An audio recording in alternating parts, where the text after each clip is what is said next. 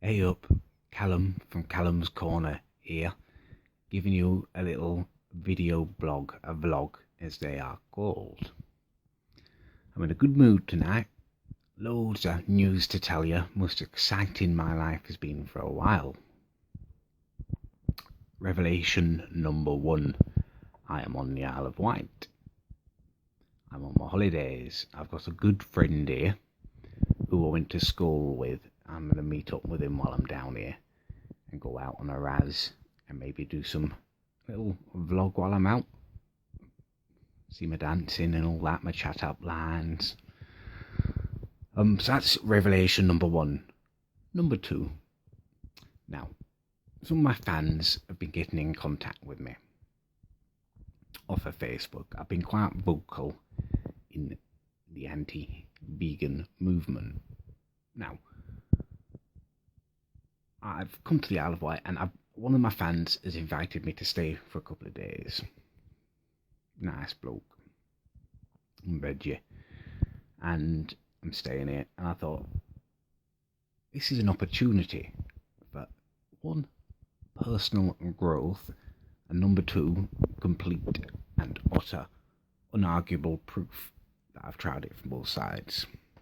So, starting today, I'm doing a 2-week vegan trial. I'll only be on the Isle of Wight for a few days, but I thought it makes sense to start it now because I'm staying with a veggie who's got in touch and has been talking to me about, what they believe and stuff, and, lovely guy, as I say. So I thought it's respectful to be veggie while I'm staying there. And, I can now, I'll be able to, once I've done it, argue, from both points of view. And I think it's a measure of a man, a measure of me, that I'm willing to do that. I'm that kind of open-minded that I will immerse myself in a way of life. Almost a religion, some would say. And, I'll be able to debunk it factually, and I'll be able to say to the vegans, I've tried it, it made subtle difference. They all say about the health benefits, sleeping less and feeling better. I mean, where am I with it? I'm on day 1, and what do I feel about it? Well, it's not been as hard as I thought it would be. I've not really had any cups of tea or coffee today. Just skip that out because I thought it's a bit too much to deal with on your first day, trying all that nut juices and stuff. I have muesli for breakfast with just some coconut juice or milk, as they call it, and that was fine. It was quite exotic kind of muesli, so that was all right. And I had what they call panini for lunch with no kind of normal cheese or anything in it, but the pesto was nice in it, and the tomato, it kind of overpowered anything else. And it still had a good texture, kind of stringy, as you'd want it to be. Maybe I could have, I can't say I missed a chicken in it massively. I don't know what it'll be like later, whether I'll have no energy because I've not had any meat. What kind of did I notice? Kind of factual things. Well, without my coffee and my bacon sarnie for my kind of second breakfast, it would have been bacon day today.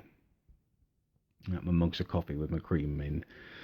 I found I didn't, about that time of day after I've had all that, I get this real lovely beating of my heart going on for a couple of hours afterwards. Bum ba da bum ba da bum ba da bum. Can really feel it beating away in my chest. I didn't have that today, and that worried me a little bit. Is my heart all right in there? What's going on? But I guess your heart's all right if you can't feel it beating, innit? It must be. I'm here. Nothing's happened to me. So I kind of did miss that beat, beat, beat, beat, beat thing that goes on and the kind of thudding. But I'll move on from that. So the Isle of Wight is an interesting place. I love getting a boat over. I love going on. It feels like a proper voyage when you get on a boat, doesn't it? Proper holiday. Looking forward to catching up with my mate here.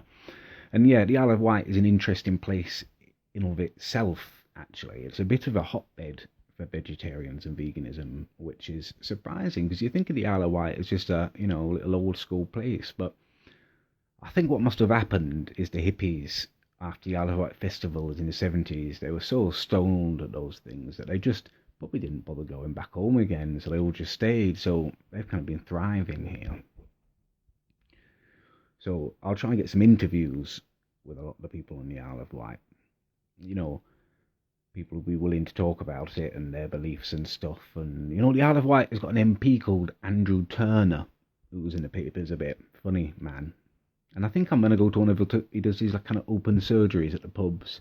I'm going to pop along to one of them and try and have a chat with him and see if he'll do a quick interview with me on the camera. I'll just take the interview, whether he says yes or no, you know, just go for it. He's a politician, isn't he?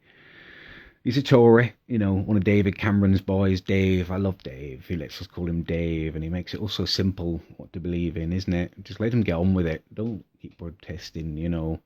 Get on with your job and do what he says. You know, money's got to be cut. Get it off them. You know, just do what he says. He's a good man, Dave. Yeah, so I'll be doing that out on the island, which is kind of a real melting pot with those different cultures going on, but not that much of a melting pot because there's no, well, not no, but there's very kind of little colour amongst the people. Quite a small breeding pot, I guess. Which is disappointing because I do like all of that, you know. I think a woman who is of two races, you know, mixed together, it's so exotic, isn't it? That would be my ideal to me, that would. I'd love a kind of 25-year-old mixed race girl, you know, half black, half white. Ideally, I'd like it, if I'm honest, to be a white man and a black woman who had made the child. You know, there's no prejudice, but just because when it's the other way around, when you're thinking it's a black guy with a white woman, you're wondering, is she a size queen? And you're looking at her and knowing what she's thinking about, you know, and I don't really want that passed down to her daughter, if I'm honest. So, but the other way, ideally. Excuse me for a minute. Just water in my cup tonight, but that's all right. That's all right.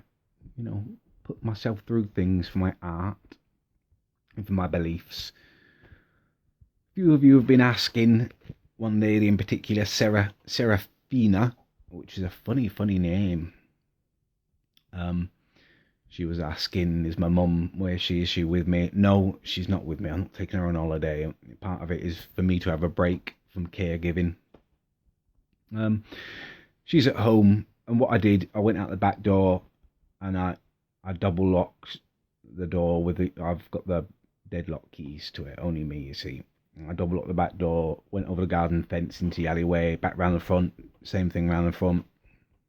My sister's away in Ibiza for a week, so she can't interfere. So I've just double locked her in there. She'll be okay for a few days. I've just got half a loaf of bread left and some cornflakes and stuff. I couldn't, because of the, you know, the fares down and stuff, and I want to have a good time and have a few beers out with my mate, then I couldn't really leave her much. But what I've done, from when she used to have a cat, we had this cat feeder. Do you know them? They, if you've never heard of them, what they do, they dispense food. You can set it for the morning and the evening, and at those times, a kind of bowl full of kibble just pours out into a little bowl there. So I've done all of that, not with kibble from my mum. I'm not mental. I've done trail mix, nuts and raisins, so she's hitting both groups there. You know, she's gone, you know, all hippie-like recently with my sister in her ear, so there you go. Live simply. Nuts and raisins, trail mix. And if it's good enough for hikers, hiking trails, it'll keep her going for a few days. So that's it, you know, pretty shocking revelations really, but that's me. You know, I'm nothing if not malleable, and I'll be giving you another video very soon.